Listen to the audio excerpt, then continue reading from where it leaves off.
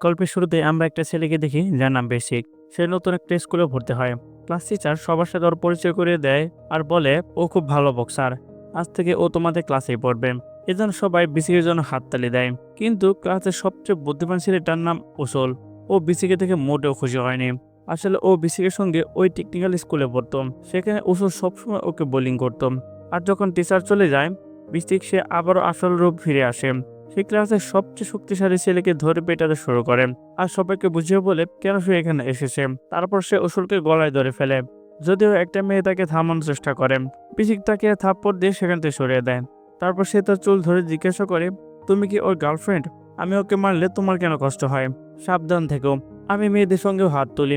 এটা থেকে অসুর ভয় পেয়ে যায় আর তাকে থামতে বলেন। কিন্তু এটা থেকে বিসিকের রাগ আরো বেড়ে যায় আর সে তাকে ধরে মারতে শুরু করে। তুমি কি আমার মিডল স্কুলের পার্ট ভুলে গেছো? এ কথা বলে তাকে অনেক মারছে। আমরা দেখি যদিও ওসল বদলা নিতে চেয়েছিল, তবু সে সাহস জোগাতে পারলো না। তারপর সে একটা কলম দেখতে পায়। তাই সে ভয়ে ভয়ে কাঁপতে কাঁপতে ওই কলমটা নিয়ে নিজেকে রক্ষার চেষ্টা করে। কিন্তু এটা থেকে বেশি আরো রেগে যায় আর সে গিয়ে বলে, তুমি আসলে কাপুরুষ।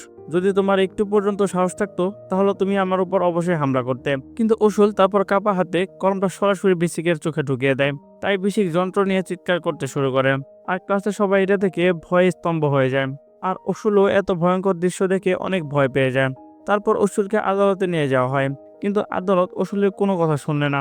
আদালত বিশ্বাস করলো অসুল ইচ্ছাকৃতভাবে কলমটা ব্যবহার করেছে, তাই বিসিকের একটা চোখ চলে গেছে। এই জন্য আদালত তাকে দোষী সাব্যস্ত করে 2 বছরের কারাদণ্ড দেয়। তারপর অসুল অন্য একটি কয়েদির সঙ্গে বাসে বসতে গেলে তখন সে দেখতে পায় একজন ভয়ঙ্কর কয়েদিও তার সঙ্গে ছিল, যার নাম জং। সে একজন দারুণ ফাইটার, তাই কেউ তার পাশে বসার সাহস পেত না।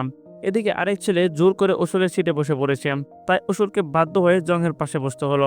তারপর জেলে পৌঁছালে যখন গার্ড সবাই জিনিসপত্র নিচ্ছিল, তখন একটা ছেলে অসুরকে জিজ্ঞাসা করলো, তুমি কোন মামলায় এসেছ?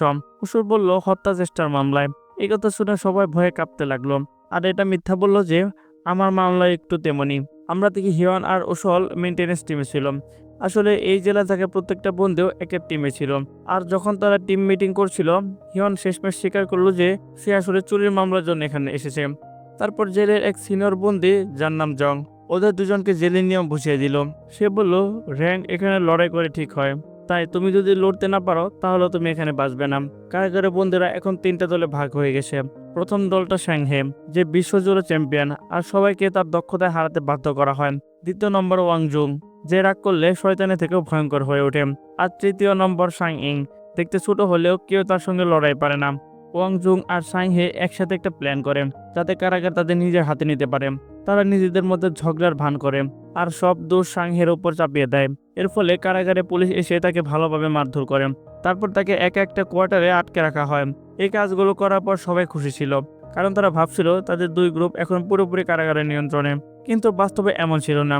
কারাগারে এখনো এমন একজন ছিল যাকে 3জন মিলেও পারতো না হারাতে। ওর নাম ছিল জং, একজন ভয়ঙ্কর এমএমএ ফাইটার। আসলে উসুল জং সম্পর্কে খুব ভালোভাবে জানতো না। এই জন্য হিয়নকে বলল, তুমি যেখানে আসার সময় যে লোকটার পাশে বসেছিলে তার নাম ছিল জং। ও আসলে একটানা 3বার লাইট ওয়েট চ্যাম্পিয়ন হয়েছে আর 12 বছর বয়সে বিশ্ব চ্যাম্পিয়ন হওয়া একমাত্র মানুষ এটাই। বাড়ি ফিরে এই সাফল্য উদযাপন করতে গিয়ে সে মাকে আর বোনকে খুঁজে পায়নি। ঘরে অদ্ভুত এক নীরবতা বিরাজ করছিল।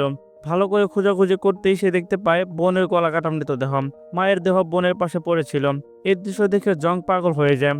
হঠাৎ করে পিছন থেকে এক মুখোশধারী লোক গলায় দড়ি পেঁচিয়ে তাকে মারার চেষ্টা করে, কিন্তু সে বুঝতে পারে না সে ভুল মানুষকে মারার চেষ্টা করছে। তাই জং তাকে ধরে টেবিলের ওপর ফেলে দিল। এতে ওর অবস্থা অনেক খারাপ হয়ে যায়। এরপর জং ওই মুখোশধারী লোকের 2 সঙ্গীকেও নির্মমভাবে হত্যা করে। এরপর যখন মামলাটা আদালতে গিয়েছিল, আদালত এটা আত্মরক্ষা ঘটনা হিসেবে দেখেনি। এর জন্য সরাসরি ওকে কারাগারে পাঠিয়ে দিয়েছে। তারপর ওন আর ইয়নের কারাগারে খেলার জন্য একজন করে খেলোয়াড় দরকার ছিল। এই জন্য ওন ইয়নকে নিয়েছিল আর ইয়ন নিয়েছিল এসুলকে। যখন ওন গোল করার জন্য যাচ্ছিল, ইয়ন তাকে থামিয়ে দিল আর অসুলকে বলল, দ্রুত ফুটবলটা লাথি মারো। কিন্তু অসুল খুব ভয় পেয়ে ওনকে ঠিক মাঝামাঝি লাথি মেরে দিল। এই জন্য ওন খুব রেগে গেল আর তার লোকজন অসুলকে ধরে নিয়ে গেল স্টোর রুমে। তখন অসুল সেই হাই স্কুলের দিনগুলোর কথা মনে পড়ল, যখন বিসিক আর লোকজন তাকে ধরে নিয়ে স্টোর রুমে নিয়ে গিয়েছিল আর ভালোভাবে ধুলাই দিচ্ছিল। ঠিক ওই সময় অসুল জিয়ংকে পার হয়ে যেতে দেখল। তাই সে যে কোনোভাবে বেঁচে বেরিয়ে জিয়ংয়ের কাছে দৌড়ে গেল আর সাহায্য চাইল। কিন্তু ওন বলল, আসলে আমাকে তার সাথে একটা বিশেষ কথা বলতে হবে, তাই তুমি আমাদের কাছে বাধা দিও না। কিন্তু জিয়ং বলল সে যে তোমাদের সাথে কথা বলতে চায় সেটা তাকে দেখে মনে হয় না। তাই সে ওসুলকে নিয়ে যাওয়ার চেষ্টা করলো, কিন্তু ওন এতে আরো বেশি রেগে গেল আর সে গিয়ে জিয়ংকে আক্রমণ করতে গেল। কিন্তু জবাবে জিয়ং তাকে কেবল গালে একটা থাপ্পড় মেরে দিল। তাই সে মাথা ঘোরাতে শুরু করলো। তবুও যখন ওন আবার আক্রমণ করতে গেল, জিয়ং তাকে জোরে মারে আর সে সাথে সাথে অচেতন হয়ে যায়। তারপর যখন অসুর সবাইকে নিয়ে সাধারণ ক্লাস করছিল, তখন সেই বিখ্যাত বিসিক নামে ছেলেটা তার কাছে আসছিল। আসলে বিসিক এর এক চোখ হারানোর কারণে আর বক্সিং ক্যারিয়ার শেষ হয়ে গেছে। তাই সে খুব রেগে গিয়ে অসুরকে বলল, আমি প্রতিদিন গোনা শুরু করছি যতদিন তুমি জেল থেকে বের না হও। তুমি জেল থেকে বের হলে আমি তোমার সাথে মৃত্যুর খেলা শুরু করব। এটা শুনে অসুর ভীষণ ভয় পেয়ে গেল, যদিও সে বারবার তার কাছে ক্ষমা চাইছিল, কিন্তু বিসিক তাকে মাফ না করে আরও রেগে গেল। বিসিকে রেগে যাওয়ার কারণে অসুর অনেক ভয় পেয়ে গেল এবং সে ভয়ে কাঁপতে শুরু করলো। তারপর অসুর জানালে গিয়ে দেখলো জং মাঠে দৌড়াচ্ছে। তাই সে চলে গেল আর প্রথমে তাকে ধন্যবাদ জানালো। কিন্তু তারপর জিয়ং বলল, চিন্তা করো না, তুমি এখন এখানে পুরোপুরি নিরাপদ। তবুও অসুর তার কাছে দুধের একটা প্যাকেট দিয়ে কথা বলার চেষ্টা করলাম। তবে জিং তাকে একদম উপেক্ষা করে দৌড়াতে শুরু করলাম, কিন্তু অসুর কোনোভাবেই হার মানতে চায়নি। তাই সে প্রতিদিন দুধের প্যাকেট নিয়ে তার সাথে কথা বলতে চায়।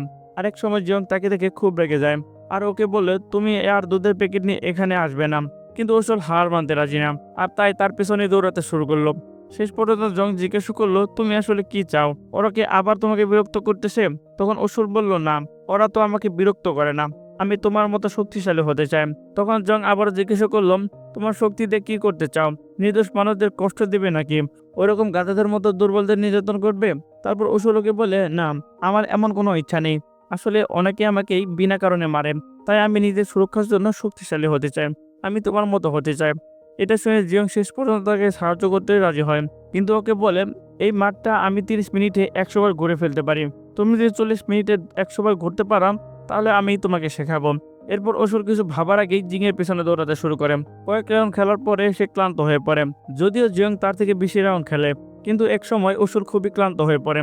তখন তার মনে পড়লো স্কুলের দিনগুলোর কথা, যখন বিসিক তার বন্ধুরা তাকে কষ্ট দিত, তারা তাকে একটু রুমে নিয়ে গিয়ে মারত। এই কারণে সে খুব রেগে গেল আর দৌড়াতে শুরু করলো।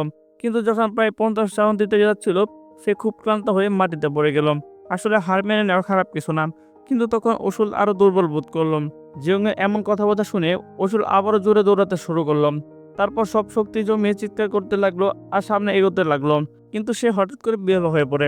যদিও এই কাজটা সম্পন্ন করতে পারে না, তবুও জং ওর আগ্রহ থেকে ঠিক করলো ওকে নিজের শিষ্য বানাবে।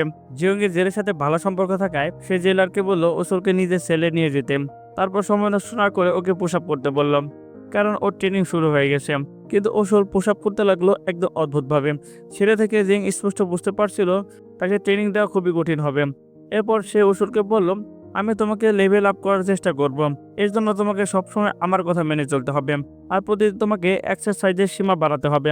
আর ঠিক তেমনভাবেই অসুর কয়েকদিন ভালোভাবে প্র্যাকটিস করলাম। সে ধীরে ধীরে অনেক দ্রুত হয়ে পড়ছিল, সবকিছু ঠিকঠাক হচ্ছিল। সে নিজেও অনেক বেশি আত্মবিশ্বাসী বোধ করছিল।